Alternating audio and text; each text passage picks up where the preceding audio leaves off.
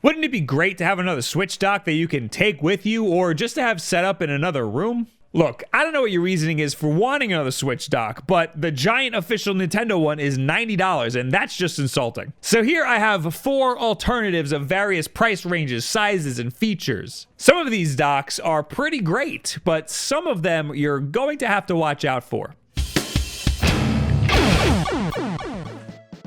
Let's talk about what a Switch dock can do for you. It can charge your Switch. It can connect your Switch to a TV or HDMI monitor. It can provide USB 2.0 ports so you can charge your controller, connect an Ethernet adapter, or connect USB headphones. One way it can improve over the old dock is simply by being smaller and cheaper. That's really all we could ask for. What it can't do is upscale your video feed, connect to a TV without needing to be charged, or provide a USB 3.0 port as per the current firmware. I try to mention this as much as possible because I think it's bizarre that the USB 3.0 ports on the official Nintendo Switch dock and all of these other docks don't work as USB 3.0 ports. They only work as 2.0 ports until Nintendo releases some sort of firmware update. But a 3.0 port on a dock is future-proofing the Switch, so I don't really see this as a negative. Eventually, it'll work as intended. This CharjenPro dock is pretty great.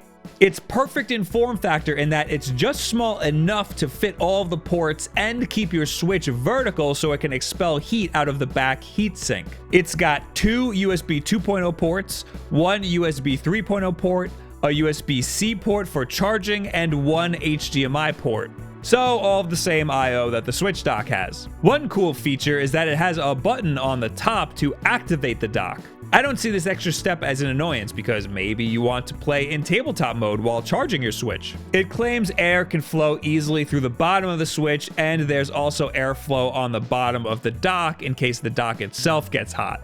Now for the weird part about this dock. When it was initially pitched to me, it was pitched as a 4K upscaler. So it would allow your Switch's graphics to render at 4K 60 frames per second. This didn't make any sense. So of course I wanted one, hell yeah. Right when I got it, they decided that there was a major miscommunication between their marketing team and their technology team.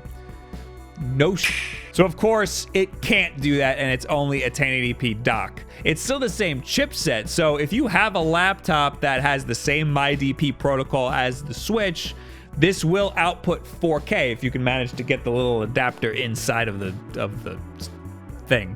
But they can't advertise it as a 4K Switch dock anymore because it's not. Now instead, they're advertising that your games will look cleaner, more colorful, smoother, crisp, awesome visuals to enhance gameplay and overall visual enjoyment.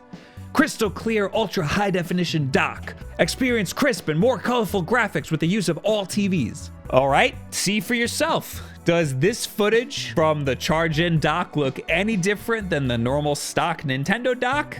Of course it doesn't, because that's impossible. The Switch does all of the rendering, not the dock. USB Type-C docks for the Switch won't do any rendering or upscaling until Nintendo wants them to. So the CharjenPro dock is really cool, just don't expect it to make your games look nicer. They will look exactly the same. It has a nice hard exterior, better build quality than the other docks I'm going to be talking about, but it doesn't come with a charger, so having to unplug your current Nintendo charger from your setup will deduct some points. The SFANS adapter is another great portable option, this time even more portable.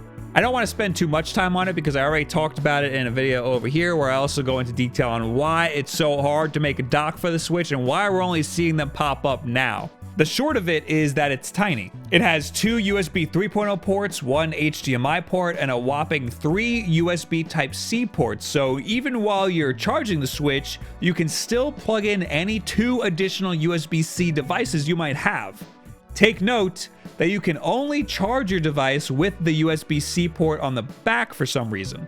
This is the perfect dock to just toss in your travel case, but it doesn't come with a charger. You have to use the official Nintendo one, and you're going to need something to prop your Switch up on so that the Switch isn't laying on its air vents. You can get a cool fancy stand, or you can just use a book or something.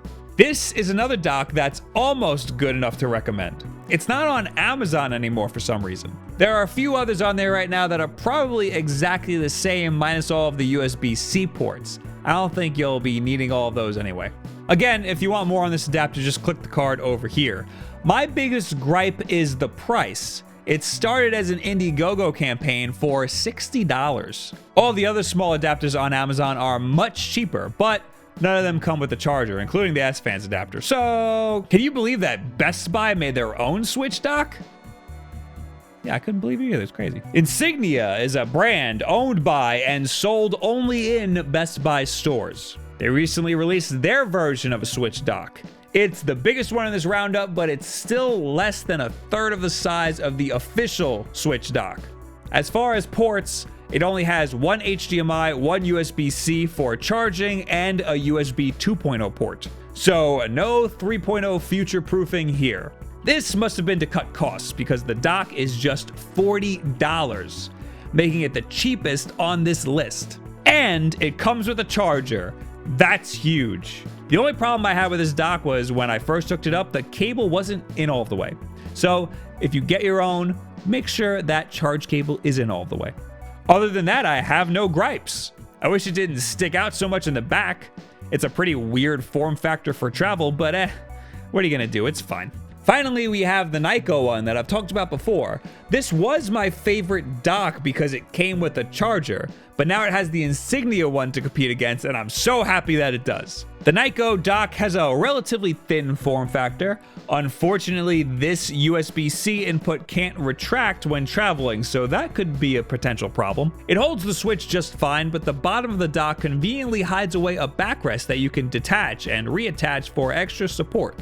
This dock has the same I/O as the stock dock, and again, comes with a charger. This dock is great, in theory. According to a lot of Amazon reviews, this thing is bricking switches left and right. That is very not good. If you had a list of things that you want in a Nintendo Switch accessory, bricking your Switch would probably be as far at the bottom of that list as possible. Nyko has sent me a statement saying that they will replace any Switch consoles affected by this. Since then, it looks like they've stopped selling the dock. I've used this dock in the past and been just fine myself, but I'm seriously terrified to try it again. If you brick your Switch, there goes all your save files. Don't buy this dock even if you can find it. So far, I think the best all-around Switch dock is the Insignia one because it's the cheapest and it comes with a charger. These docks don't just work with any old USB-C charger. You need a Switch charger, something specifically made for the Switch. I keep trying with my MacBook charger and it doesn't freaking work for some reason. It'll charge your Switch, it just won't let the dock output HDMI. If you need something a little bit more portable, the ChargenPro one is good too, but you're going to need to use your current Switch charger. It's not gonna break if you just toss it in your bag. It's nice and small, and it has that button on the top so you can switch between tabletop mode and TV mode. As of right now, I have the Insignia dock plugged into my main setup. For travel, I'm probably going to use the SFANS one just because it's the smallest, but I don't recommend buying it. It's way too expensive for what it is. Full disclosure, I got all of these docks for free except for the Insignia one, which just so happens to be my favorite and the one that I would recommend the most. So what do you guys think about all of these Nintendo Switch docks, and do you have one that you think is a contender against these? Leave it in the comments below, at me on Twitter, all this other social media garbage. We got new videos pretty much every day on here and live streams. You got Wulff Den Live every Wednesday night at 9 p.m. Eastern time. We've been premiering these videos on twitch.tv/WulffDen first, so you can see them a little bit early on Twitch. But next week, that's Tuesday the 16th, we're going to be premiering our video on the front page of Twitch, and afterwards I'll be playing a game of some sort. That's 10 a.m. Eastern time. That's when we premiere all of our videos. This weekend I will be at PAX South, and then the following week I will be in LA just visiting. So I'll be finding out how to stream from LA, so that'll be a romp. Follow the why don't you follow the Wulff Den for all my going around hijinks? Huh? How about that? What else do we got? Anything else? That it? No. What are you doing? Can't believe I forgot this one. 100,000 subscribers. Thank you very much. We don't have anything special planned for it. We just got to keep the ball rolling. I'm sure we'll talk more about it on Wulff Den Live. We work really hard here. Right now, it's... That's what time it is, and right now I'm going to render this.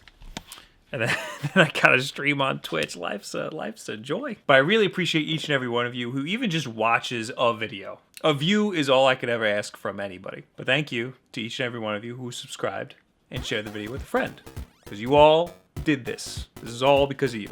That's it. Thank you guys very much. Have yourself a very good week.